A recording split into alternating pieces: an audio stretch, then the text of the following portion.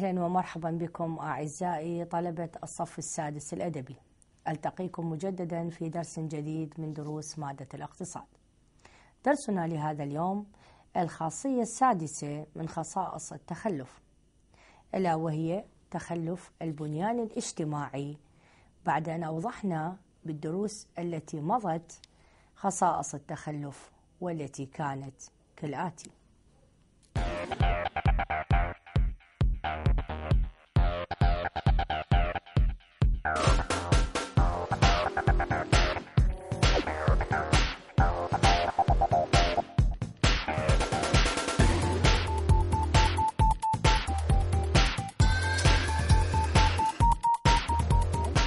عدم كفاية رؤوس الأموال المنتجة. ثانيا تخلف طرائق الإنتاج. ثالثا انخفاض مستوى التكوين الرأسمالي. رابعا شيوع ظاهرة البطالة. خامسا الكثافة السكانية العالية أي الانفجار السكاني. ودرسنا تخلف البنيان الاجتماعي، ومن ثم ننتقل إلى النقطة الأخيرة التبعية الاقتصادية للخارج. عزيزي الطالب، ماذا نعرف البنيان الاجتماعي؟ ونقصد به العلاقات والمؤسسات الاجتماعية والسياسية والقيم والعادات والتقاليد من حيث تأثيرها في الإنسان وسلوكه. أطرح عليك عزيزي الطالب السؤال الآتي: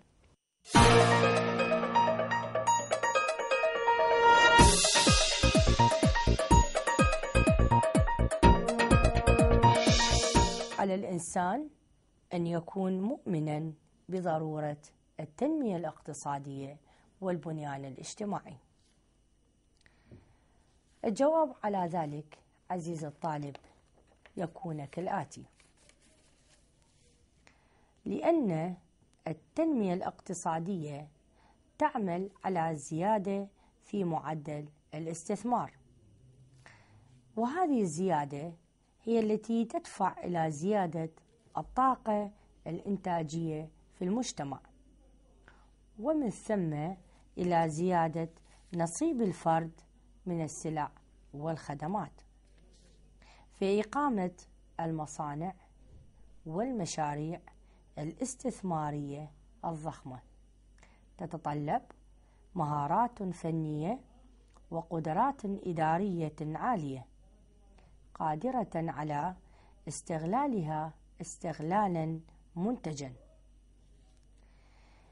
إذ أن عزيز الطالب عملية التصنيع تتطلب إنسانا معدا لهذا النمط الجديد من العمل والسلوك والقيم التي تخلقها عمليات التصنيع، وأن رفع معدلات التكوين الرأسمالي يتطلب قيما واتجاهات سواء لدى الدولة أو لدى العالم المتخلف لكي تؤدي إلى الابتعاد عن الأنماط الاستهلاكية غير الضرورية. نطرح عليكم أعزائي الطلبة السؤال الآتي: كيف تؤثر القيم والمعتقدات والتقاليد في البلدان المتخلفة بعملية النمو الاقتصادي؟ تؤثر التقاليد والمعتقدات في المثال الآتي: يحرم الدين الهندوسي ذبح البقرة ويدعو إلى تقديسها، كما يحرم استخدامها في الزراعة أو استخدام مستخرجاتها كونها سمادا للأرض، على الرغم من وجود عدد كبير من رؤوس الأبقار في الهند تقدر ب250 مليون رأس. من هذا المثال عزيز الطالب ماذا نستنتج؟ نستنتج أنه ويكون على شكل نقاط. أولا، يحرم ذبح البقرة ويتم تقديسها. ثانيا، يحرم استخدامها في الزراعة. ثالثا، يحرم استخدام مخرجاتها كونها سمادا للأرض، أي ضياع كبير من الموارد في بلد أي الهند هو بأمس الحاجة إليها. ماذا يترتب لنا من ذلك؟ يترتب لنا أولا انخفاض مستوى التعليم. ثانيا، سيادة العادات والمعتقدات والقيم البالية إلى انعدام العقلانية في مباشرة السلوك وتقويم المواقف. ثالثا، انخفاض مستوى الكفاءة الإدارية. رابعا، شيوع الفساد الإداري وتفشي ظاهرة الرشوة. إذن عزيز الطالب، لابد للإنسان في هذه البلدان أن يكون مؤمنا بضرورة التنمية development وعارفا بوسائلها وإدارتها.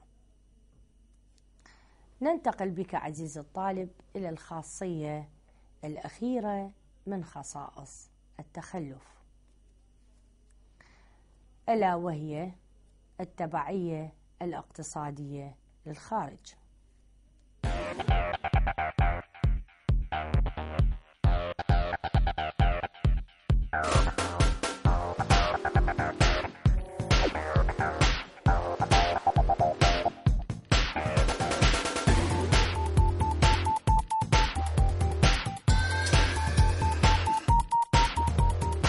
تتخذ عزيز الطالب التبعية الاقتصادية صورا عديدة.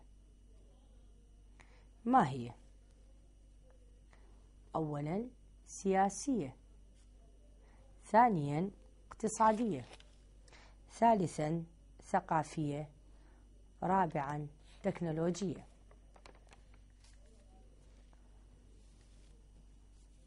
نطرح السؤال الآتي: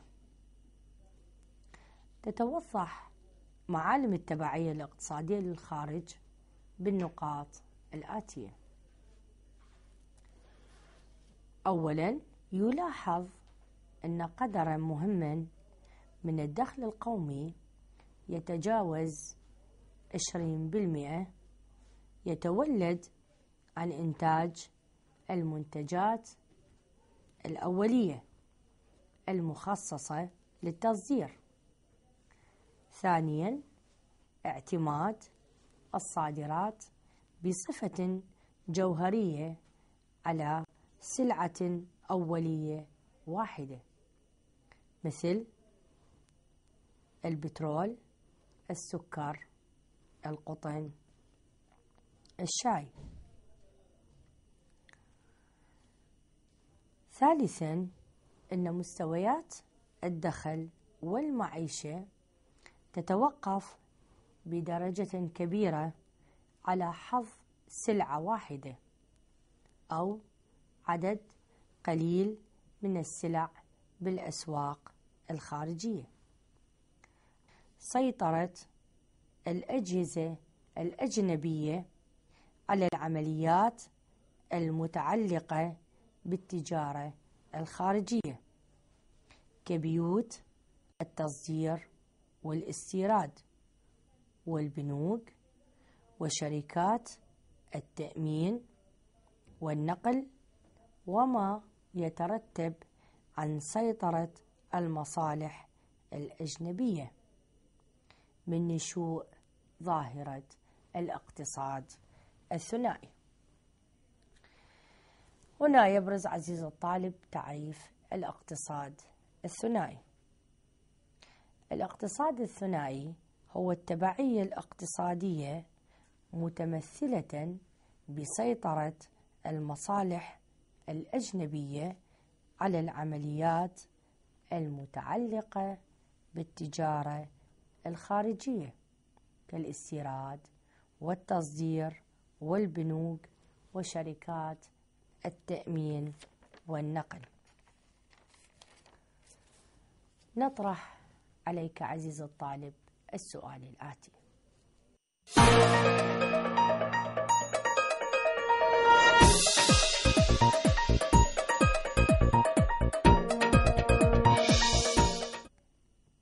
لماذا تعتمد البلدان المتخلفة في صادراتها على سلعة واحدة كالبترول أو السكر أو القطن أو الرز؟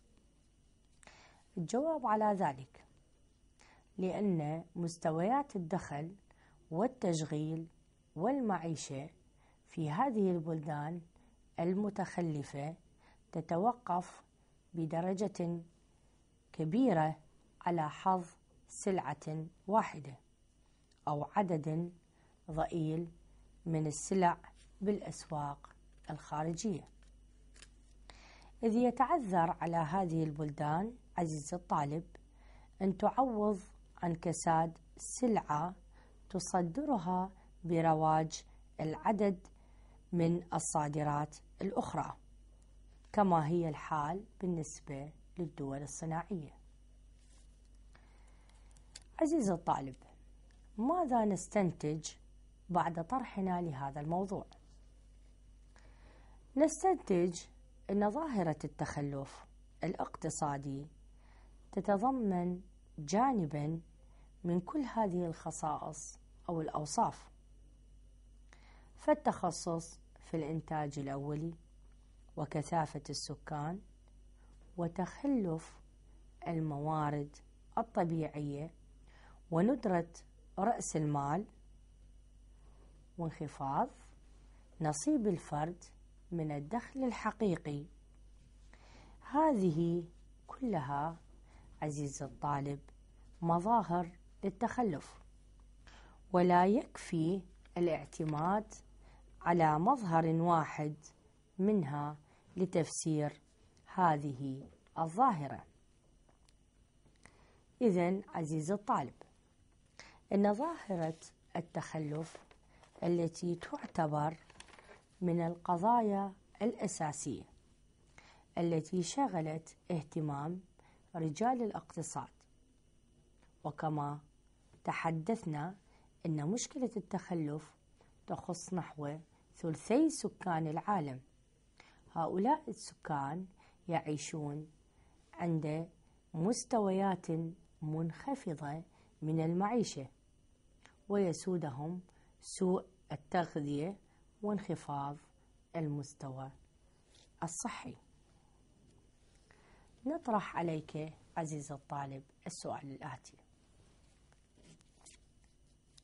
تخلف البنيان الاجتماعي في البلدان النامية، وضح ذلك.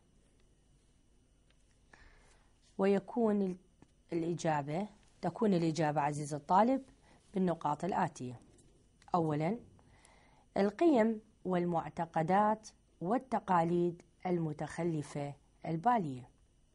ثانيا، انخفاض مستوى التعليم.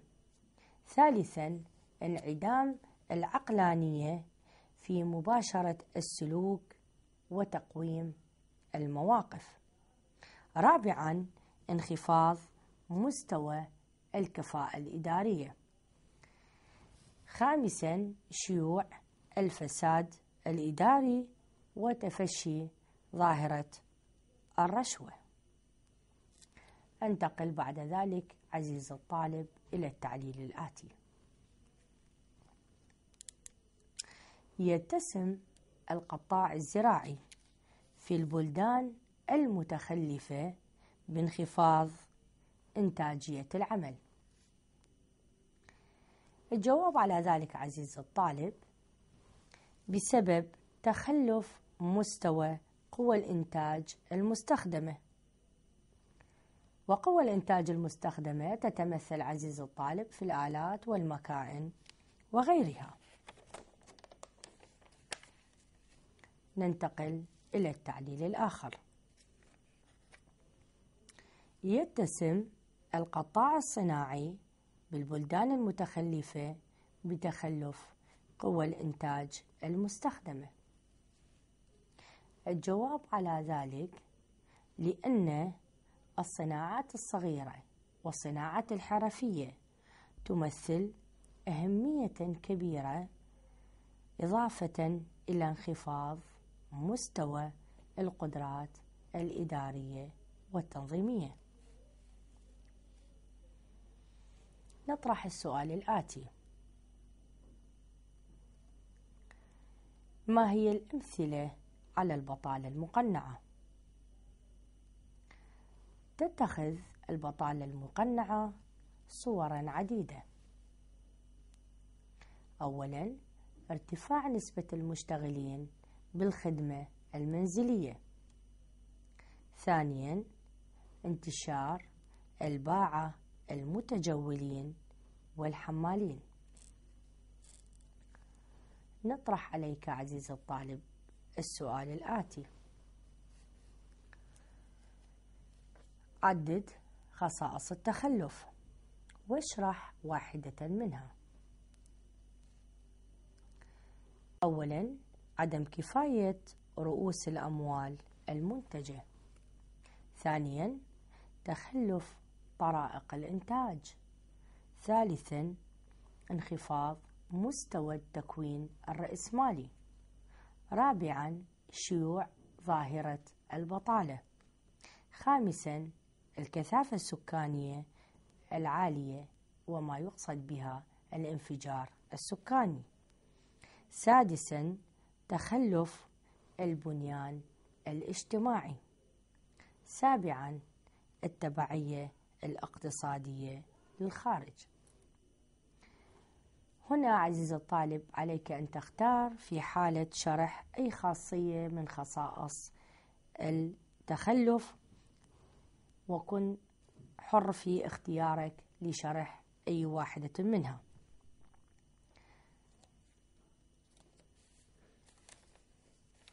نطرح عليك عزيزي الطالب التعليل الآتي: عدم كفاية رؤوس الأموال المنتجة في البلدان النامية.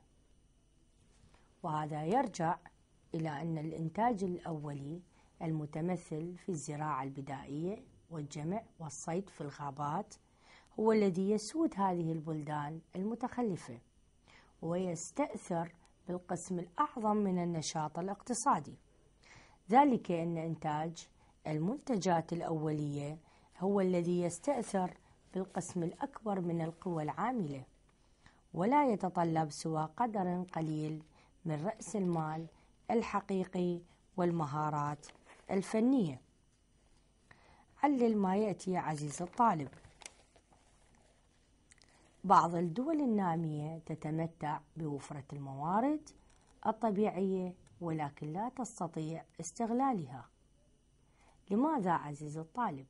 بسبب الظروف السائدة السياسية منها والاجتماعية والثقافية والاقتصادية، وتكاد تكون كالبلاد التي تعاني من عدم توفر هذه الموارد.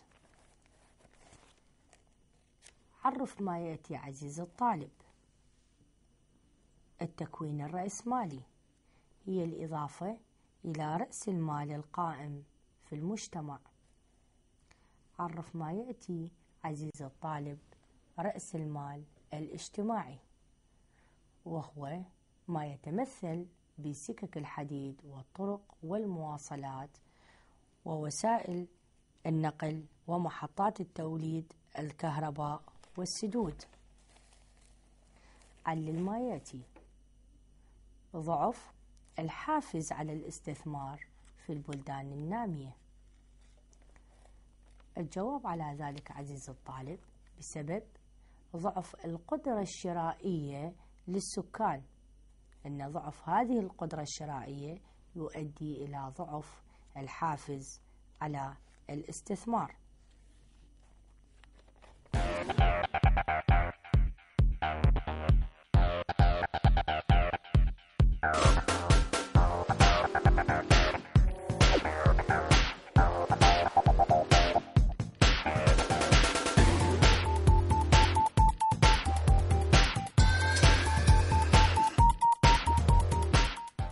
وفي ختام درسنا لهذا اليوم أعزائي الطلبة، وفي ختام درسنا لظاهرة التخلف، ماذا استفد عزيزي الطالب؟